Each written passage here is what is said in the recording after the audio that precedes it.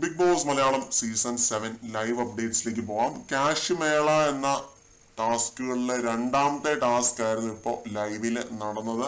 ഈ കാണുന്ന ഈ ജോയ്സ്റ്റിക് സെറ്റപ്പിൽ കൂടി ബോൾ പാസ് ചെയ്ത് അറ്റത്തിരിക്കുന്ന പ്ലാസ്റ്റിക് കപ്പിലേക്ക് എത്തിക്കണം. ഇതാണ് ടാസ്ക്. ഇതിന്റെ അറ്റത്തായിട്ട് കപ്പ് വെച്ചിട്ടുണ്ട്. അതിൽ നിങ്ങൾക്ക് കാണാം 10,000 രൂപ വെച്ചിട്ടാണെന്ന് തോന്നുന്നു എഴുതിയിരിക്കുന്നത്.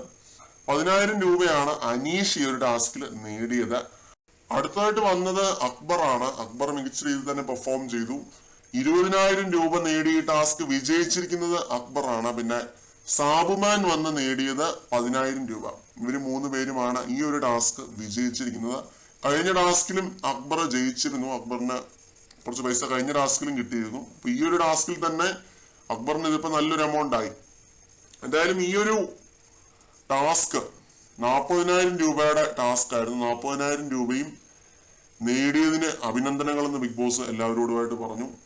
മണി വീക്ക് എന്തായാലും നല്ല രീതിയിൽ തന്നെയാണ് മുന്നോട്ട് പോയിക്കൊണ്ടിരിക്കുന്നത് കേട്ടോ. മണി വീക്ക് കോണ്ടന്റ് വൈസ് നോക്കുകയാണെങ്കിൽ അത്ര അങ്ങ് ഭയങ്കരമായ കോണ്ടന്റുകളൊന്നും ഇല്ല എന്ന് വേണം പറയാനായിട്ട്. പക്ഷെ അതേസമയം തന്നെ ഇത് കണ്ടിരിക്കാൻ ഒരു ത്രില്ലും ഉണ്ട്. സീസൺ അവസാനിക്കാൻ ഇനി വളരെ കുറച്ച് ദിവസങ്ങൾ മാത്രം ബാക്കി നിൽക്കെ ആരൊക്കെയാണ് ബോണസ് നേടാൻ പോകുന്നത് എന്നുള്ളത് കാണാൻ ഒരു രസമാണ്.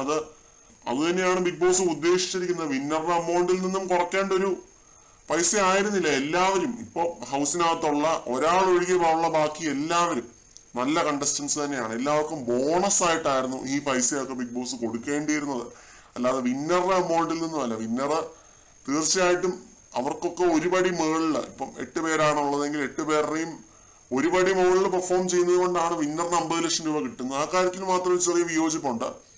എന്നിരുന്നാലും ഈ മണി വീക്ക് എന്ന് പറയുന്ന പരിപാടി നല്ല ത്രില്ലിംഗ് ആണ് കാണാനായിട്ട് ലൈവിനകത്ത്.